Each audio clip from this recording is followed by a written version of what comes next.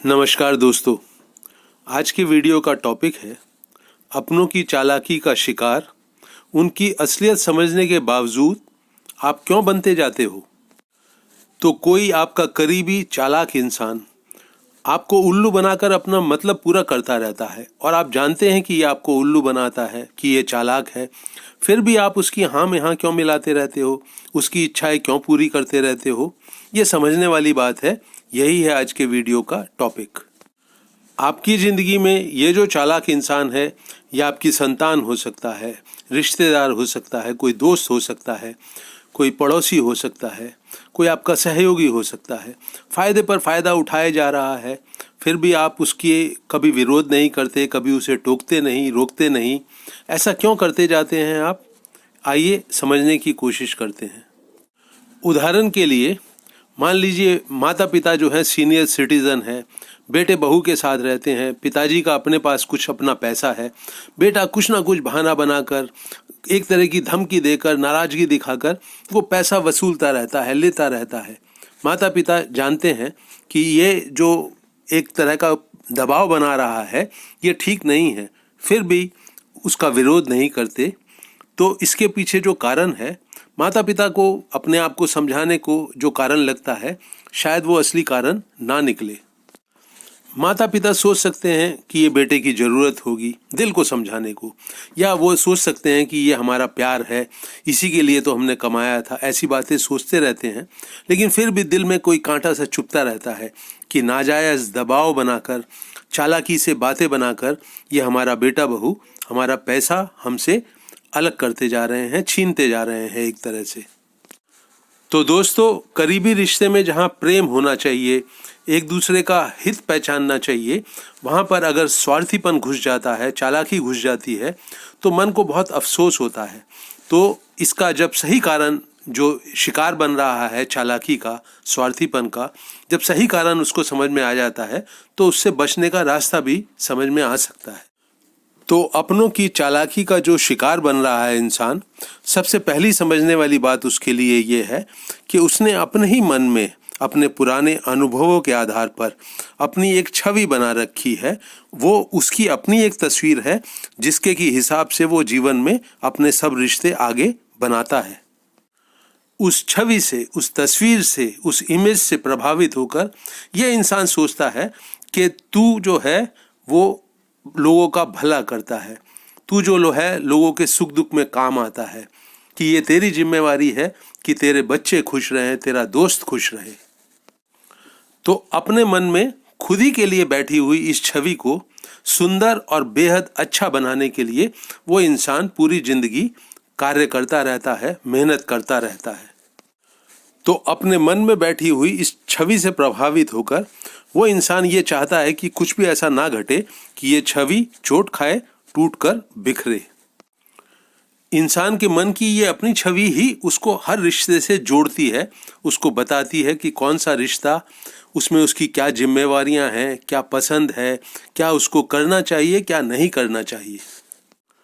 अपने मन की इस अच्छी अच्छी छवि से प्रभावित होकर इंसान दूसरे की भी छवि बनाता है कि ये भी बदले में मेरे साथ अच्छा करेगा, जो मैंने इसका भला किया है ये भी भला करेगा, जो मैं इसके पूरे हितों का ध्यान रखती हूँ ये भी मेरे हितों का ध्यान रखेगा, ये भी मेरी पसंद नापसंद का ध्यान रखेगा। तो पहले मन में अपनी एक छवि है, उससे प्रभावित होकर दूसरे की छवि बनती है, और ये उम्मीद बनती है कि दोनों के बीच में जो कार्य होंगे, जो सोच विचार होंगे, जो भावनाएं वहाँ पर काम करेंगी, वो सब उसी के अनुरूप होंगी, जो इस छवि को और ज़्यादा अच्छा बना के मजबूत करता जाए। अब समझते हैं कि रिश्तों में समस्या फिर इस इंसान के लिए, जिसने अपनी बहुत अच्छी, बहुत जिम्मेवारी से भरी हुई छवि बना रखी है, तो किसी भी रिश्ते में, करीबी रिश्ते में अब समस्या कैसे पैदा होती है।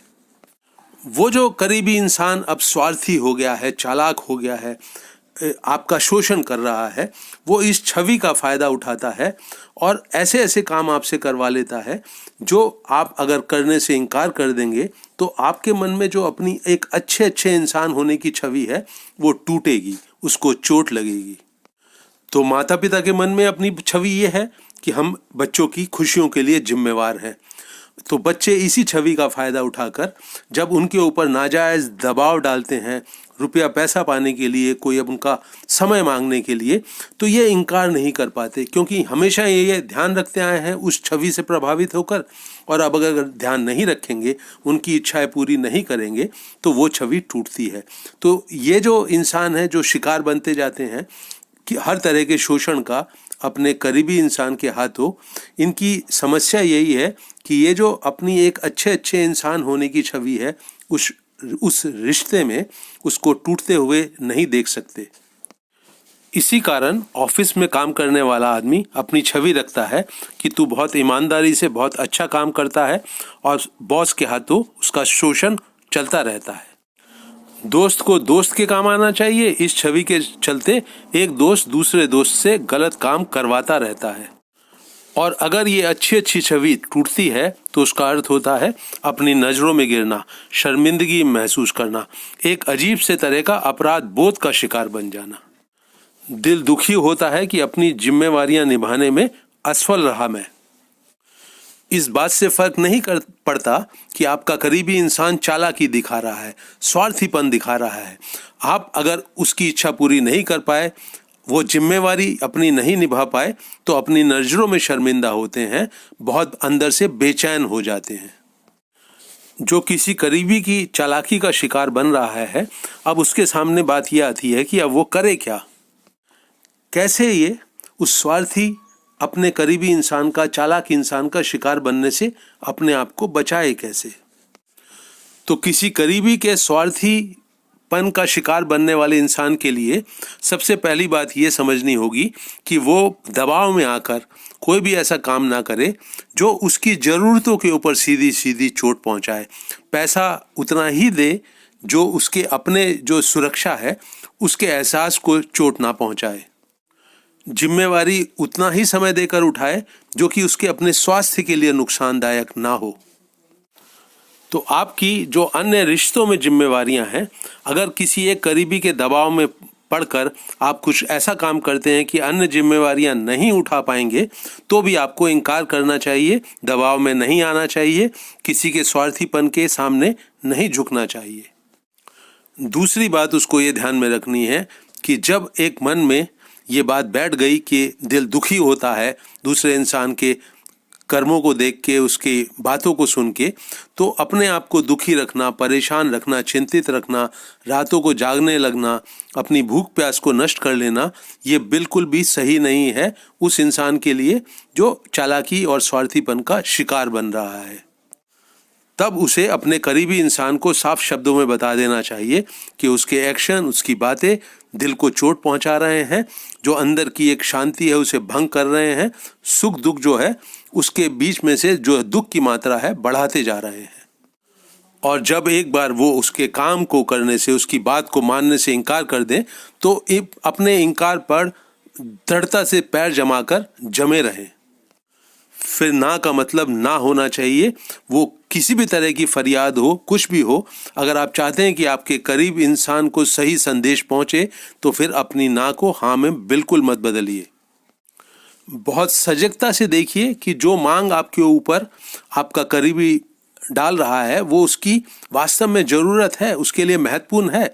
तब आप अपने आप को थोड़ा सा अपना ज़्यादा समय भी दे सकते हैं, रुपए पैसे से भी ज़्यादा सहायता कर सकते हैं। तो यहाँ पर भी सजगता से जीना, जागे जागेपन के साथ जीना, अपने मन की संवेदनशीलता को जिंदा रख के, अपने भावनाओं को जिंदा रख के जीना यहाँ पर भी बहुत जरूरी हो जाता है। दोस्तों, सजगता से जीने का अर्थ है समझदारी से जीना, सही फैसले लेने की क्षमता पैदा करना। तब अगर आप किसी चीज़ को हाँ करेंगे तो हाँ होगी, ना करेंगे तो पक्की ना होगी। ध्यान रखें कि दूसरों की, जो आपके करीबी हैं, उनकी खुशियां भी महत्वपूर्ण हैं, पर आपकी अपनी खुशियां भी आपके लिए महत्वपूर्ण हैं। तो मित्रों, अपने इस वीडियो को मैं यहीं रोक रहा हूं। मुझे उम्मीद है ये आपको उपयोगी लगेगा, पसंद आएगा, और इसे आप अपने करीबी लोगों के साथ शेयर भी करेंगे। अपनी राय और सुझाव से मुझे अवश्य अवगत कराएं। मेरे YouTube चैनल हैप्पीनेस सीक्रेट को खुद भी सब्सक्राइब करें और करीबी लोगों से भी कराएं। इस वीडियो को अंत तक वॉच करने के लिए आप सबका बहुत बहुत धन्यवाद।